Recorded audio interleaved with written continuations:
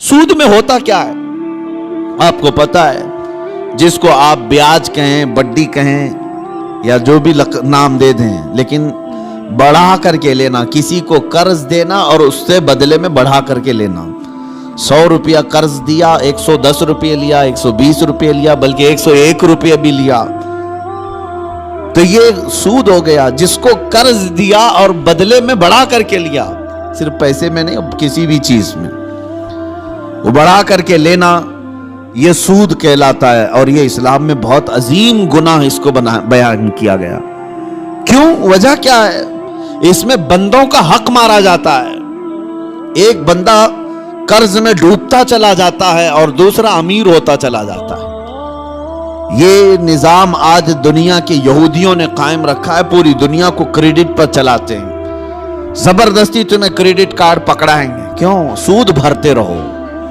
تم اپنے حلال کمائی کی قیمت، اپنے پسینے کی قیمت ان کو سود میں چکاتے رہو، بھرتے رہو۔ لوگوں کو احساس بھی نہیں ہوتا۔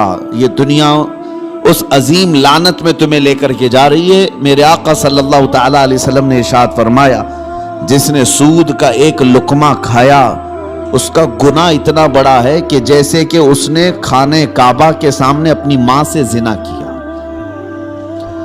اتنا بڑا اس کا گناہ ہے۔ بلکہ ایک حدیث میں 73 درجے گناہ کے ہیں، سود کھانے والے کے گناہ 73 درجے کے ہیں، 73۔ اس میں سے پہلا درجہ یہ ہے کہ وہ ماں کے ساتھ بدکاری کیا ہو۔ عزیزان گرامی وقار، اس کو اتنا سخت کیوں بیان کیا گیا؟ بندوں کے حقوق مارے نہ جائیں، بندوں کے حق تلف نہ ہو۔ امانت کے ساتھ جو معاملات ہوتے تھے، آپ دیکھیں وہی چیز آج ہمارے معاشرے سے ختم ہونے لگ گئی ہے۔ آج تمہیں لون لینے کی ضرورت کیوں پیش آنے لگی؟ آج قرض جہاں پر بھی جائیں گے تمہیں بیاج کے ساتھ لینے کی ضرورت کیوں پیش آ رہی؟ اس کی وجہ یہی ہے کہ آپس میں اعتماد اور بھروسہ ختم ہو گیا۔ قرض حسن کون دینے والا ہے آج ایک مسلمان اٹھے اور دوسرے کے پاس جائے اور کہے کہ مجھے 5 لاکھ کی ضرورت ہے، اللہ ماشاءاللہ کون ہوگا؟ قریب سے قریب ترین دوست بھی منہ پھیر لیتا ہے۔ اس کی وجہ صرف ایک طرفہ نہیں ہے، 2 طرفہ ہے۔ قرض لینے والا اور قرض دینے والا دونوں کے درمیان اعتماد کا رشتہ نہیں ہے۔ کچھ لوگ قرض لیتے ہیں لیکن وہ دینا نہیں چاہتے، یہ بھی بندوں کے حقوق کی پامالی ہے۔ ان کو کیوں دیا جائے قرض؟ لوگ ڈرتے اسی لیے کہ 5 لاکھ دوں کہ 1 لاکھ دوں، یہ تو دینے کا نام ہی نہیں لیتا۔ اور کچھ لوگوں کی لت پڑ جاتی عادت، اس سے بھی مانگا اس سے بھی مانگا اور قرض میں ڈوبتے چلے گئے۔ وہ ایسے بھکاری بن جاتے ہیں کہ ان کے لیے دروازے بند ہو جاتے ہیں۔ حدیث پاک سنو، رسول کریم صلی اللہ علیہ وسلم ارشاد فرماتے ہیں، جس نے قرض لیتے وقت یہ سوچا کہ دیکھا جائے گا، ادا کرنے کی اس کی نیت نہیں تھی، حضور صلی اللہ تعالی علیہ وسلم فرماتے ہیں اس پر اللہ تعالیٰ زمین کو اور تنگ کر دیتا ہے، اس کے لیے دروازے تنگ ہو جاتے ہیں۔ اور فرماتے ہیں کہ جس نے قرض لیا اور دینے کی نیت تھی اور یہ سوچا کہ میری ناک زمین پر رگڑ جائے لیکن میں اس کا حق دوں گا، حضور فرماتے ہیں اللہ اس کے لیے روز دروازہ کھولتا ہے، اس کے لیے اسباب پیدا کرتا ہے۔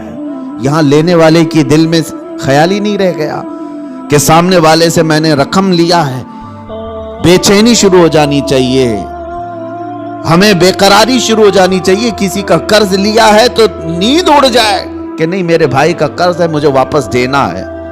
لیکن یہاں معاملات ایسے نہیں رہ گئے، جس کی وجہ سے آج دنیا نے تمہیں سود کا عادی بنا دیا۔ اب کون دیتا ہے قرض حسن؟ قرض حسن کا مطلب کیا ہے؟ 1 لاکھ روپے میں آپ کو دیا اور بدلے میں آپ نے بھی 1 ہی لاکھ روپے لوٹایا، یہ قرض حسن اچھا قرض ہے۔ پہلے یہ ہوا کرتا تھا آپس میں مومنوں کے درمیان قرض، لیکن جب لوگوں کے معاملات خراب ہو گئے تو کون دینا چاہتا ہے اور لینے والا بھی آج کل لوٹانا نہیں چاہتا، تو یہ معاملات ختم ہونے لگ گئے۔ اور اس کی وجہ کیا بنی؟ جب اعتماد کا رشتہ ٹوٹ گیا تو تم سود کے کاروبار میں پڑ گئے۔ اب تمہارے پاس کوئی راستہ نہیں رہ گیا، جاؤ بینکوں سے لون لو یا غیر مسلموں سے بھاری سود میں قرض اٹھاؤ اور اپنے کام کرتے رہو۔ یہ سب کی نوبت صرف اسی وجہ سے آئی کہ آپس کے رشتے خراب ہیں۔ یہ معاملات خراب ہیں، ایک دوسرے کے ساتھ محبت کا رشتہ نہیں ہے۔ عزیزان گرامی وقار، یہ کام صرف ہم نے اپنے ہاتھوں تباہ کیا ہے، اپنے ہاتھوں برباد کیا ہے۔ آپ کو اندازہ ہو، ایک صحابی حضور صلی اللہ تعالیٰ علیہ وسلم کے پیچھے نماز پڑھتے تھے اور صبح فجر کی نماز میں بہت جلدی بھاگ کر چلے جاتے تھے، سلام پھیرتے ہی نکل جاتے۔ ایک دن ان کو صحابہ اکرام نے روک لیا کہ آپ حضور کے پیچھے نماز پڑھتے ہیں اور رکتے نہیں ہیں۔ اللہ کے رسول صلی اللہ تعالیٰ علیہ وسلم سے ان کی شکایت بھی کی۔ حضور صلی اللہ علیہ وسلم نے ان سے پوچھا، کیا بات ہے فجر کی نماز میں اتنی جلدی بھاگ جاتے ہو؟ اس صحابی نے جواب میں کیا عرض کیا، کہا یا رسول اللہ صلی اللہ علیہ وسلم، میرا گھر اور ایک یہودی کا گھر دونوں متصل ہے، لگے ہوئے ہیں، اور اس یہودی کے گھر کے آنگن میں ایک کھجور کا درخت ہے جس کی شاخیں میرے گھر کے آنگن میں بھی آتی ہیں، اور صبح صبح پکی کھجوریں میرے آنگن میں گر جاتی ہیں۔ میں اس لیے بھاگ کر جاتا ہوں کہیں میرے بچے جلدی اٹھ کر کے وہ کوئی کھجور کھا نہ لیں۔ میں وہ کھجوریں جمع کرتا ہوں اور اپنے پڑوسی کو اس کی امانت لوٹا دیتا ہوں۔ روز میرا یہ کام ہے، مجھے ڈر لگا رہتا ہے کہ کہیں میرے بچے وہ ناجائز کھجوریں نہ کھا لیں، پڑوسی کی کھجوریں جو ہمارے آنگن میں گری ہیں۔ یہ صحابہ کے اخلاق تھے۔ وہ یہودی تھا پڑوسی، اس کی ایک کھجور کھانا بھی انہیں گوارا نہیں تھا۔ کیا ہم نے بچوں کی یہ تربیت کی ہے؟ دوسرے کا مال نہیں اٹھانا چاہیے۔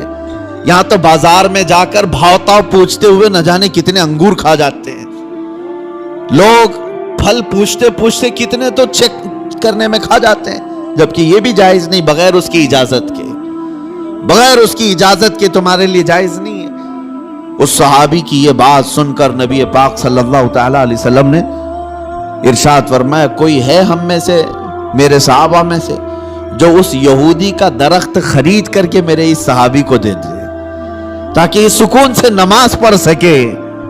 سوچو میرے عزیز ہو، اس وقت رسول پاک صلی اللہ تعالیٰ علیہ وسلم نے جب یہ ارشاد فرمایا تو صحابہ نے کہا کہ یا رسول اللہ، ہم اس یہودی کو بلاتے ہیں، کیا وہ بیچنے کو راضی ہے؟ اس پڑوسی کو بلائے جس کی کھجوریں یہ روز امانت کے ساتھ جمع کر کے اس کو دیتے تھے۔ وہ آیا، حضور صلی اللہ علیہ وسلم نے پہلے اس سے کہا کہ تو اپنا درخت میرے اس صحابی کو دے دے۔ کہا کہ ایسے تو نہیں دے سکتا۔ کہا بدلے میں تو جنت کی کھجوروں کے درخت لے لے۔ اس نے کہا مجھے اس چیز پر یقین نہیں ہے، اگر بیچنا ہے تو میں قیمت میں بیچوں گا۔ جب حضور نے یہ جنت کی بات کی تو صحابہ جو بیٹھے تھے اس میں سے ایک صحابی حضرت ابو دحدہ وہ کھڑے ہوئے، کہا یا رسول اللہ صلی اللہ علیہ وسلم، اس ایک درخت کے بارے میں آپ نے فرمایا ہے کہ جنت کے درخت ملیں گے، کیا یہ میں اگر خرید لوں تو مجھے بھی ملیں گے؟ میں اگر خرید کر کے اس صحابی کو دے دوں؟ حضور صلی اللہ تعالیٰ علیہ وسلم نے ابو دحدہ سے کہا اگر تم خرید کر کے دیتے ہو تو اللہ تجھے بھی بہترین باغیچہ عطا کرے گا۔ وہ حضرت ابو دحدہ اس یہودی کا ہاتھ پکڑ کر کے باہر لاتے ہیں، چلو ہم ڈیل کرتے ہیں، ایک درخت میرے بھائی کو تجھے دینا ہے، بدلے میں بتا کیا لینا چاہتا ہے، کیا لینا چاہتا ہے؟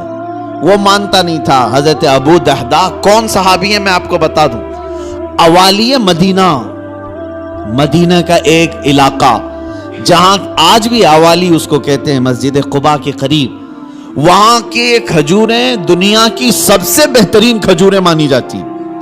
اوالی مدینہ دنیا کی سب سے بہترین کھجوریں، مدینے میں بھی اوالی مدینہ کی کھجوریں سب سے اعلیٰ، اور اوالی مدینہ میں سب سے حسین و جمیل کسی کا باغیچہ تھا تو حضرت ابو دحدہ کا تھا۔ بہترین گھر بھی تھا اس باغیچے کے اندر اور بہترین خوبصورت باغیچہ جس میں نہر بھی تھی۔ حضرت ابو دحدہ نے کہا کہ اس یہودی سے تو مجھے جانتا ہے؟ کہا کہ تجھے مدینے کا کون آدمی نہیں جانتا، تو ابو دحدہ ہے، باغیچے کے نام سے ہی لوگ جانتے ہیں، حسین و جمیل باغیچہ ہے۔ حضرت ابو دحدہ نے کہا کیا تو اس بات پر راضی ہے کہ میں وہ پورا باغیچہ اس ایک درخت کے حوالے دیتا ہوں، چاہتا ہوں یہ ایک درخت تو دے دے میرے اس بھائی کو، میں باغیچہ پورا دے دوں۔ اس یہودی نے کہا کیا مذاق ہے یہ، کیسا مذاق ہے؟ اس نے کہا رسول اللہ کی بات پر میں کبھی مذاق نہیں کرتا اور نہ ہی مسلمانوں کو یہ زیب دیتا ہے، میں معاملات کر رہا ہوں تیرے ساتھ۔ اس یہودی نے کہا کوئی بات نہیں، درخت میں دینے کو تیار ہوں، ابو دہدا نے وہیں پر جو کچھ لکھنا پڑھنا تھا سب کر لیا, بیچ دیا, نہ کوئی قیمت لینی تھی اس سے, کچھ نہیں. ایک درخت جو یہودی کے آنگن میں تھا بس وہی خریدنا تھا, وہ بھی اکھاڑ کر کے نہیں, وہ درخت تو وہیں رہے گا نا, لیکن ملکیت اس مسلمان کی ہوگی, صحابی کی. اس بات پر طے ہوا, باغیچہ بیچ دیا گیا. اب حضرت ابو دہدا اپنے باغیچے کے باہر آئے, کو زور سے پکارنے لگے, تو ان کی بیوی اندر باغیچے کے اندر اپنے حسین و جمیل گھر میں تھی. وہاں سے آواز سن کر کے کہتی ہیں, کیا بات ہے کہ تم اندر نہیں آتے, باغیچے کے باہر سے مجھے آواز دے رہے ہو؟ ابو دہدا نے کہا, میں نے باغیچہ بیچ دیا, تو بھی باہر آ جا. عورتیں تو عورتیں ہوتی ہیں, لیکن وہ کمال کی عورتیں تھیں. وہ باہر نکلی اپنے گھر سے اور کہتی ہیں, ابو دہدا مجھے تمہاری عقل پر پوری زندگی سے زیادہ یقین ہے, یقیناً سودا کیا ہوگا تو بہترین سودا کیا ہوگا, ایسے تو تم اتنا حسین باغیچہ بیچ نہیں سکتے, اگر بیچا ہوگا سودا کیا ہوگا تو بہترین سودا کیا ہوگا. وہ گھر سے اسی وقت نکل آئی. ابو دہدا گھر باغیچے میں بھی نہیں گئے, گھر میں بھی نہیں گئے. یہودی سے کہا, آج سے تیرا ہے یہ باغیچہ. وہ باہر آئی, خاتون پوچھا, کتنے میں تم نے یہ باغیچہ بیچا ہے؟ تو حضرت ابو دہدا نے ہنس کر کے کہا, میں نے یہ رسول اللہ کے ہاتھ میں بیچا ہے, جنت کے ایک باغیچے کے حوالے. اللہ تبارک و تعالیٰ کے رسول جسے وعدہ کریں وہ جھوٹا نہیں ہوتا. ام دہدا نے ہنس کر کے کہا, مجھے میری جان سے زیادہ تمہاری عقل پر یقین تھا, یقیناً تم نے جو سودا کیا وہ دنیا کا سب سے عظیم سودا ہے. چلو, یہ نہیں ماتم کیا کہ کیسے بیچ دیا, کس کو کس کی باتوں میں آ کر کے کیا کر دیا. وہ خاتون بھی صحابیہ تھی, رسول پاک صلی اللہ علیہ وسلم پر ایمان رکھتی. تو باہر آئے یہ دونوں لوگ.